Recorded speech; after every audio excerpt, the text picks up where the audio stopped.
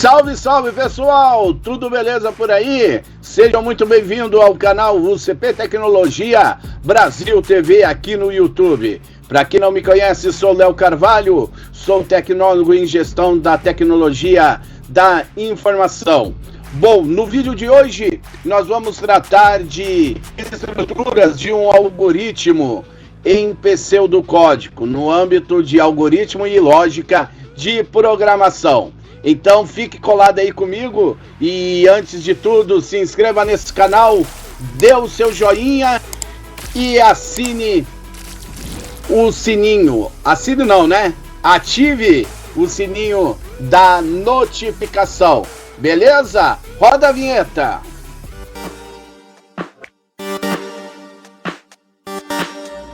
Bom, como eu falei no vídeo de hoje, nós vamos tratar de estruturas de um algoritmo, tá? Em pseudocódigo, beleza? Então, pega o seu caderninho aí para anotar as informações, beleza? Então, vamos aqui começar a nossa apresentação. Vamos conhecer um pouco a estrutura de um algoritmo. Estrutura e os tipos de algoritmo. Nós temos a estrutura sequencial, tá? A estrutura de decisão, a estrutura laços de repetição e procedimentos e funções, tá? O que é um algoritmo sequencial? Ele executa os comandos de forma sequencial, sem desvio, tá bom? Então pouco repetição. Ele vai ali executando as instruções de forma sequencial. Estrutura de decisão, próprio nome já diz, né? Está condicionado a uma condição, tá? Então é um laço que só é executado mediante a uma condição. Repetição é o famoso loop, né? Ali você vai fazendo repetição de código em forma de loop, tá? E procedimento e função visam modular o código, né? Mas vamos ver isso mais com detalhes durante a nossa apresentação. Agora vamos ver o que é o algoritmo sequencial. O que é o algoritmo sequencial? O algoritmo sequencial é uma sequência linear e ordenada de instruções ou passos que são executados de uma ordem específica, uma após o outro, tá? E esse tipo de algoritmo segue uma lógica sequencial, onde as execuções de uma instrução levam à próxima, sem desvios condicionais ou repetições, até que todas as etapas sejam concluídas. É aquilo lá que eu falei, né? Forma passo a passo, sem desvio e tampouco repetição, tá bom? Mas para você entender melhor sobre isso, vamos pensar, tá? Na seguinte lista de como fazer o omelete, né? Como fazer o omelete? Você tem que primeiro quebrar os ovos em uma tigela, né? Depois bater os ovos, aquecer a frigideira, adicionar os ovos batidos na frigideira, adicionar sal e pimenta, né?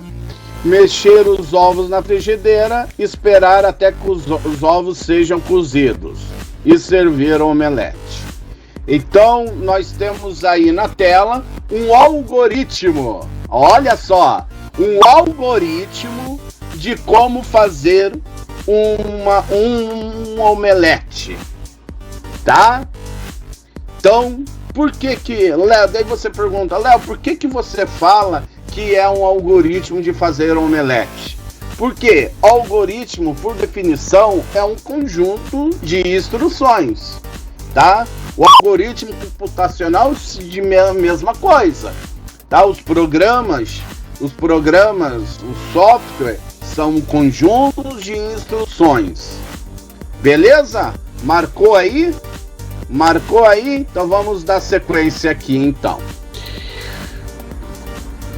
E aqui está o exemplo de um algoritmo sequencial. Você vê que desde quando ele inicia até o fim, não tem nenhum laço condicional, não tem nenhum laço de repetição, não tem nada. Esse algoritmo é do começo ao fim, né? Sequencial, né? Ele não tem desvio nenhum. Ele é do começo ao fim, sequencial, do tipo sequencial. Beleza? Então, agora vamos falar sobre as estruturas de decisão. Abre aspas. Em um algoritmo é como se o programa tivesse que fazer escolhas. Aqui está uma explicação mais detalhada. Tá? Então é uma parte do algoritmo que permite que o programa, que o seu algoritmo, faça escolhas com base em condições. Se for algo verdadeiro, o programa faz isso. Se for falso, faz outra coisa.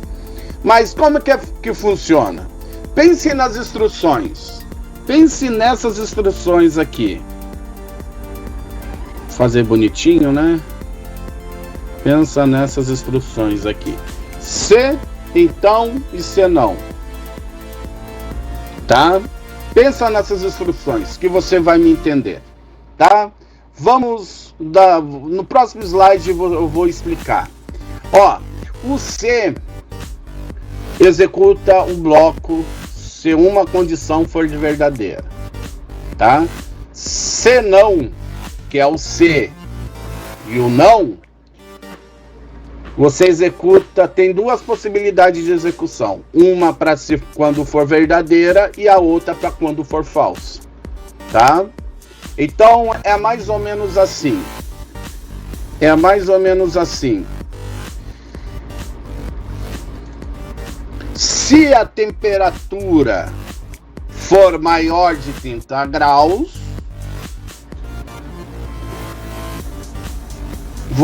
então coloque uma roupa leve. Se não, coloque uma blusa. Simples. Simples assim. O se não. Tá? Tá bom? E agora, tá na tela aí? Tá na tela? Tá na tela aí um exemplo de uma condição simples, tá? Esse algoritmo aqui,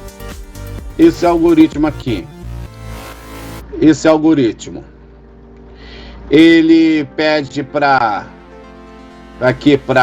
digitar um número. Tá vendo aqui que a variável é um inteiro, então é um número, tá? Então ele pede para digitar um número, que ele é inteiro, não é fracionado não é fração, decimal não, ele é inteiro. E aqui tá um exemplo aqui. Se A for maior que 10, você escreve na tela A maior que 10.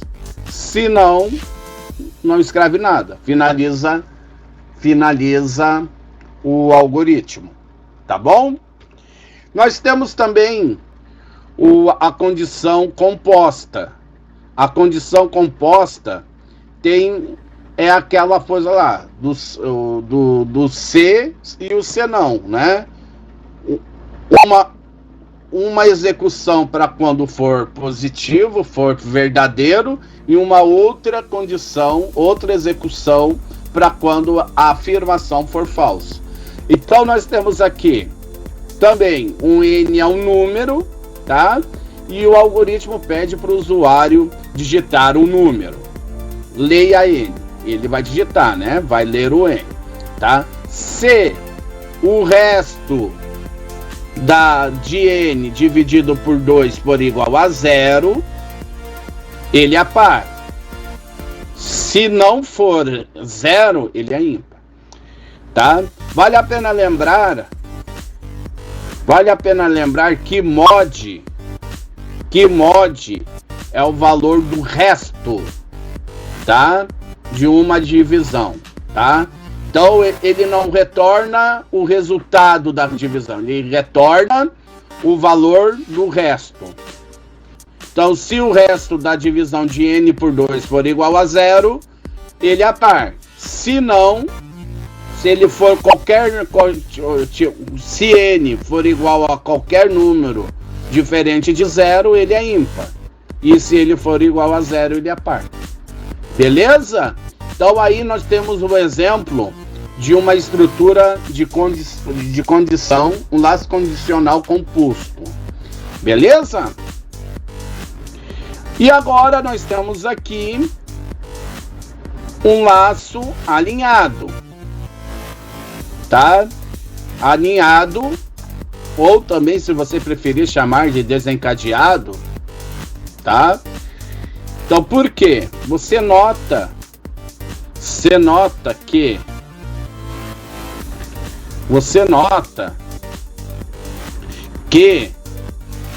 você tem aqui uma condição, tá? E é logo em seguida uma outra condição, tá bom? Então aqui ele pede aqui, o algoritmo pede para digitar um número, né, para A, daí digitar um outro número para CB e outro número para CC. Então aqui, se A maior que B, você atribui A no B, senão o B a A. Aí você faz uma outra condição simples para comparar o C com o máximo. Se C for maior que mas, né? Então você atribui C no mas. Se ao contrário, fica o que está atribuído, o que foi atribuído antes, e imprime o valor de max. Beleza? Então, aí está um exemplo de estrutura de condição alinhada ou desencadeada. Beleza? E também temos a estrutura múltipla. O que vem a ser essa estrutura múltipla, Léo? A estrutura de decisão múltipla, também denominada de estrutura de decisão de tipo escolha. Consiste em uma generalização de C, em que somente a condição era avaliada em dois caminhos, poderia ser seguido. Uma para resultados de avaliação verdadeiro ou outro para falso. Na estrutura de decisão múltipla, pode haver uma ou mais condições a serem avaliadas e um diferente associado a cada uma delas, tá? Então é o seguinte, isso daqui é nada mais, nada menos que o menu, né? Que o usuário lá preenche, digita lá, digita 1 para isso, 2 para aquilo, 3 para assado, 4 para cozido, 5 para frito, enfim, a estrutura de decisão condicionada à variável, o valor da variável, tá? Se não tiver a opção, faz outra coisa, tá bom? Então vamos ver isso nesse exemplo aqui. Nesse exemplo exemplifica o que eu acabei de falar para vocês. Ó, digite uma opção, daí ele vai ler a opção. Se a opção for menor que 5, faça. Aí ele entra no menu. Esse daqui é o menu, tá? Opa, vou colocar, já que eu vou fazer certo. Então aqui, ó, isso daqui é o menu. Porque digite a opção 5. Opção 5. Vamos supor que eu digite 1 aqui. Ele vai executar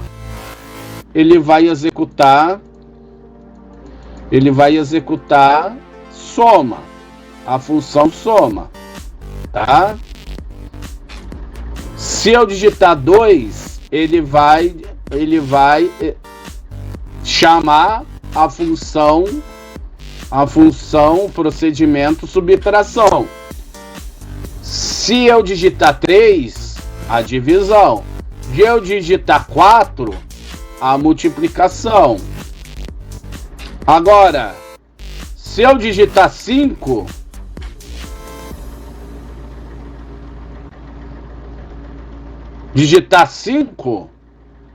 ele, opção inválida. Mas aqui tem a condição diferente de 5. Então, se eu digitar 5 aqui, ele não vai entrar nem no menu, ele vai encerrar o algoritmo. Agora, se eu digitar 6, ele vai dar opção inválida. Tá bom?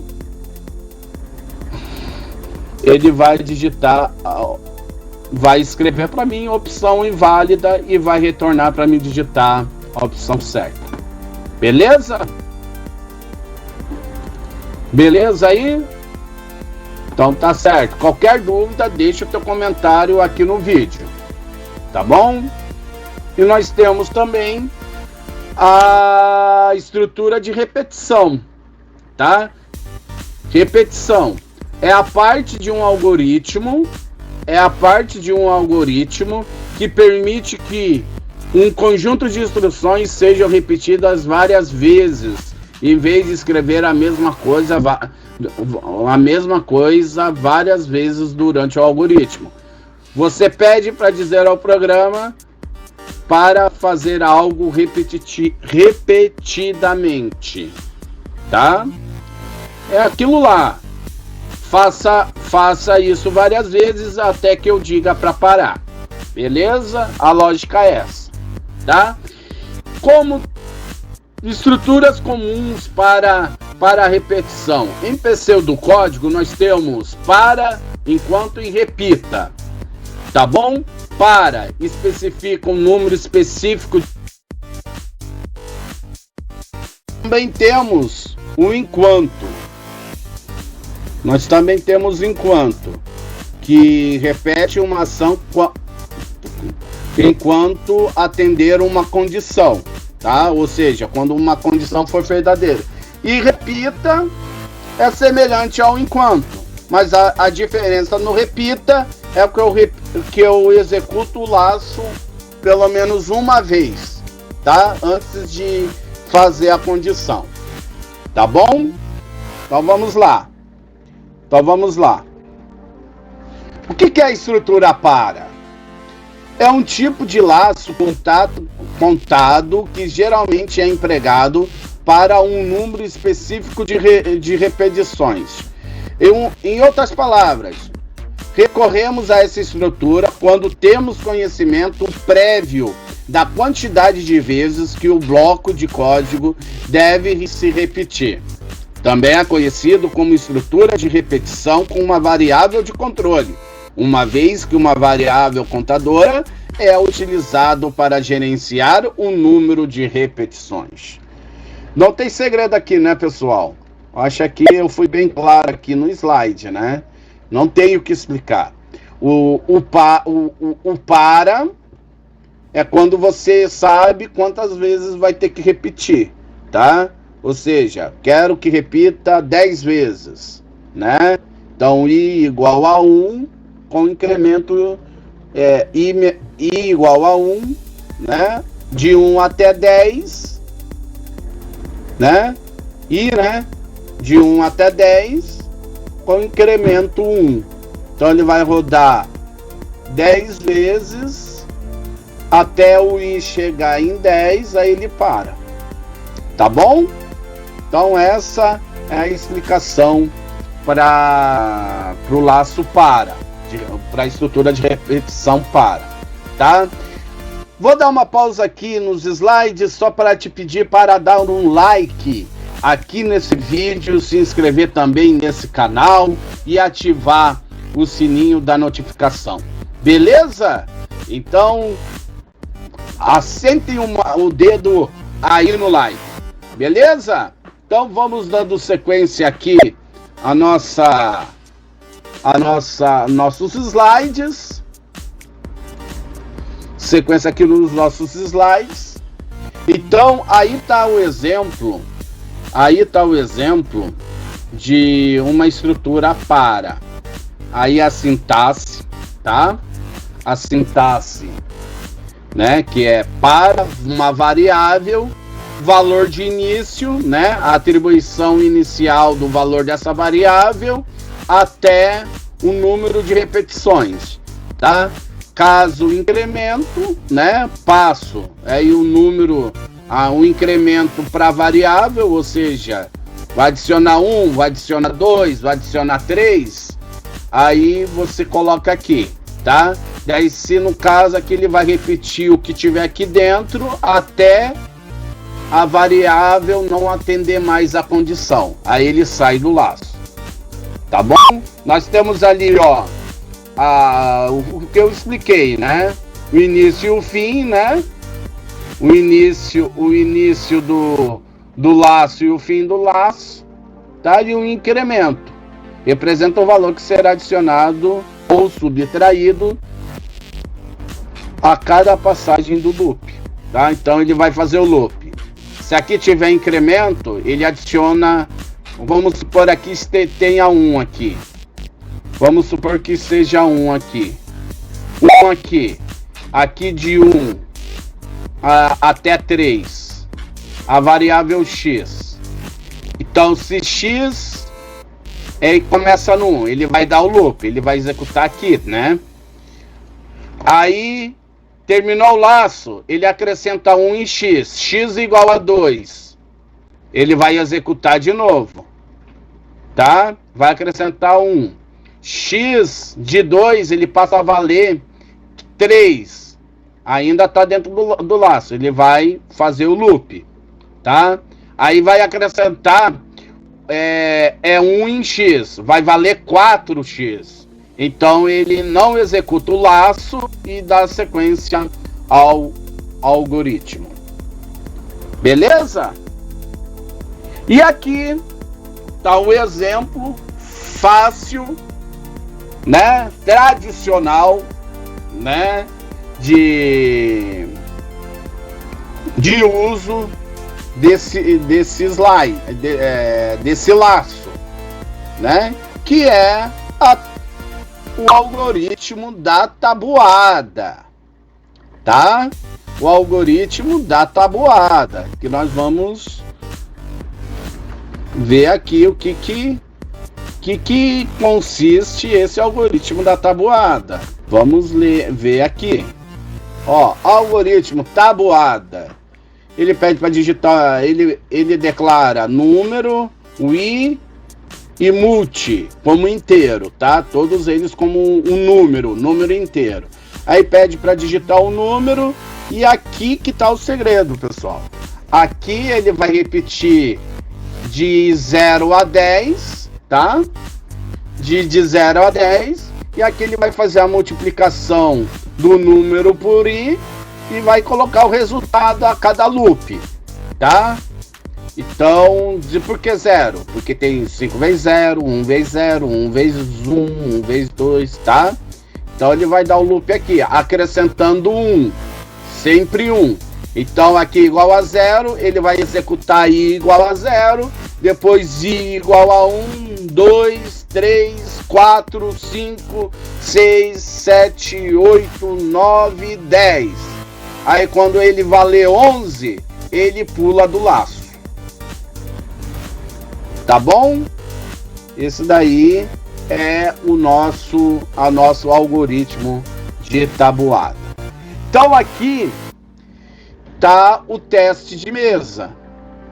O teste de mesa do algoritmo anterior, né? Então quando o i for 1, ó, o i igual a 0, ele é um número, vamos supor que eu digita 3 lá, tá? Lá o algoritmo pede para digitar o número e eu digito 3, tá? Então no primeiro loop, o i igual a 0, ele vai pegar o número que eu digitei e vai multiplicar por 0.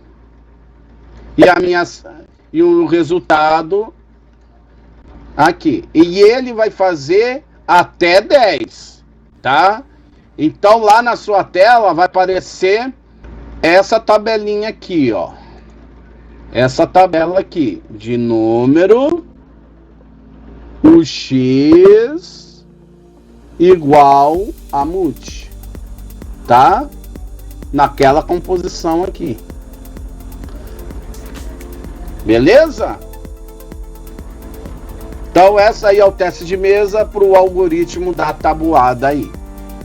Tá bom?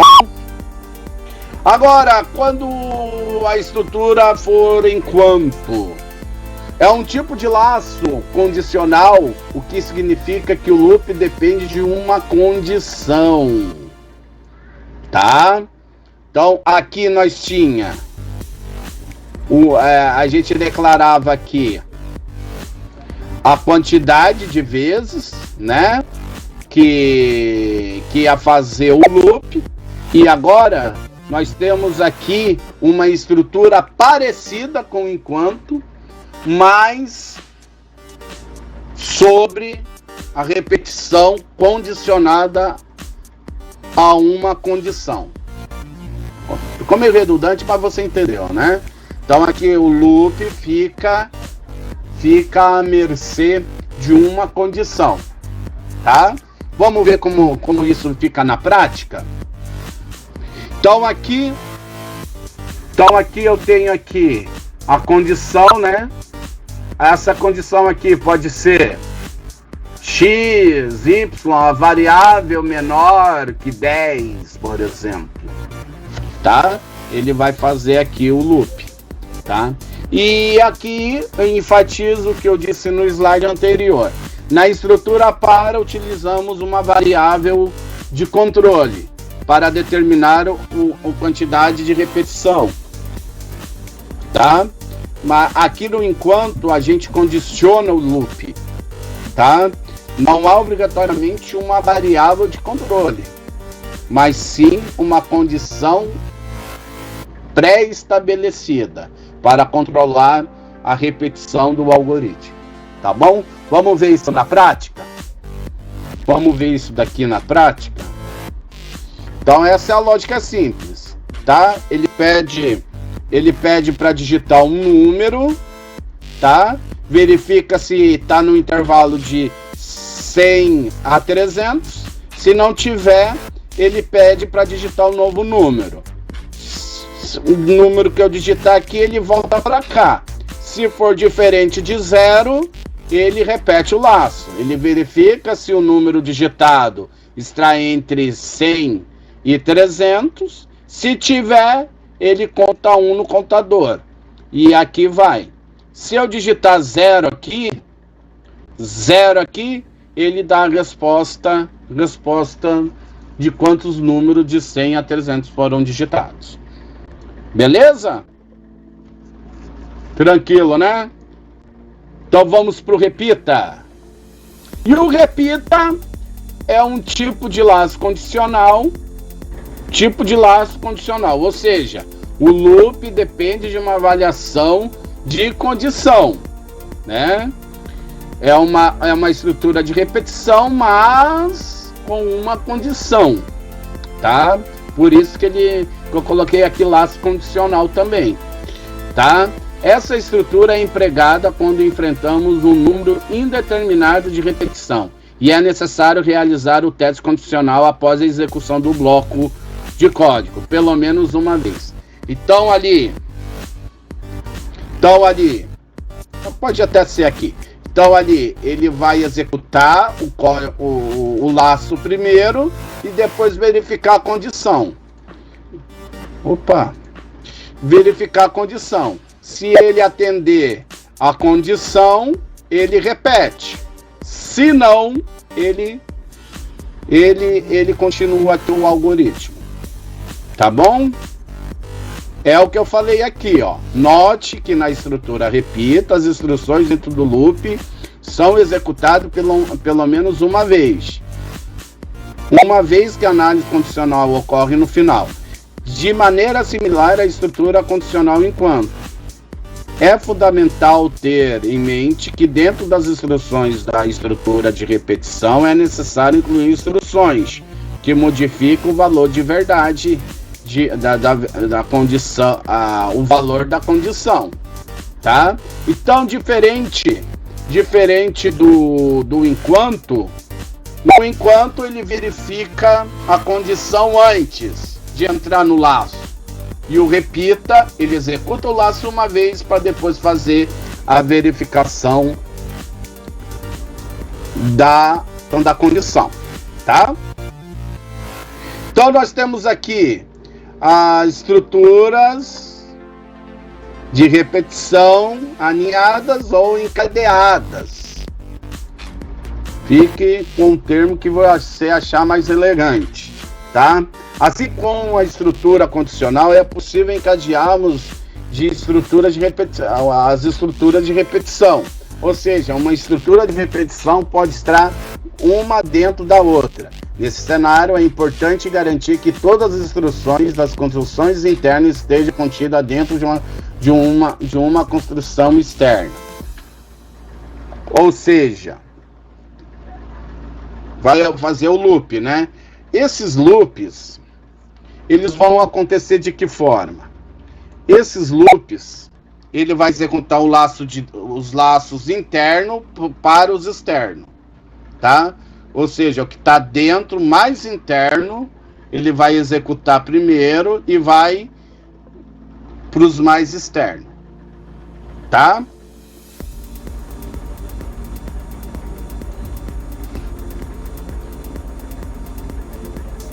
Procedimento e funções.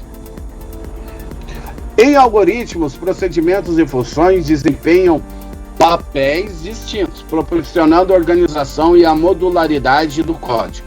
Um procedimento é um bloco de código que executa as ações específicas, concentrando-se na realização de tarefas sem necessidade de retornar valores. Tá? Então temos assim, a grosso modo, procedimento é parecido com função, tem o mesmo objetivo. Uma única diferença é que o procedimento não retorna valor e a função já retorna valor. Agora vamos estudar procedimento. Procedimento é um segmento de código delineado por um nome que compreende um conjunto de instruções com início e fim, e ele é utilizado para invocar a execução de uma rotina a partir de qualquer parte do programa principal ou de uma sub-rotina. Quando uma sub-rotina é chamada, ela é executada e ao ser concluída, o controle retorna para a linha seguinte a instrução que invocou. Uma sub-rotina de procedimento é caracterizada por não retornar um valor para o ponto de chamada. Então, como eu disse, procedimento ele não retorna valor, tá? E função, podemos concluir que a função é um procedimento que retorna valor, tá? Porque o retorno de valor é uma característica de função, né? Tirando essa característica, elas são a mesma coisa, têm o mesmo objetivo, tá bom? Eles têm o mesmo objetivo. E aqui nós temos um exemplo de procedimento. E ali tem um salve ali, que é crucial destacar que as subrotinas devem ser declaradas antes do programa principal ou antes das subrotinas que as convocam. Para ilustrar o funcionamento de subrotina do procedimento, do tipo procedimento, desenvolvemos um programa de calculadora e esse programa exibe um menu, opções do programa principal, permitindo que o usuário escolha entre diversas operações como condições, subtração e multiplicação e divisão, e a opção sair, tá? Então nós temos ali esse exemplo aí de procedimento, uma calculadora tal, que tem cada operação da calculadora é um procedimento, e lá no menu ele invoca cada procedimento desse, tá bom? Então a função, agora vamos falar de função, né? Uma função é essencialmente uma subrotina que desvia a execução do programa principal para realizar uma tarefa específica, com a destinação fundamental de que, ao contrário de um procedimento, sempre retorna um valor. E aqui nós temos o exemplo do N fatorial. Né? Aqui o procedimento calculadora fatorial, e aqui no procedimento principal nós temos aqui a invocação do procedimento aqui. Beleza? E se você gostou desse vídeo, se inscreva nesse canal, deixe o seu joinha e ative o sininho da notificação para você ficar a par das atualizações aqui desse canal. Beleza? Bons estudos para vocês e até o próximo vídeo.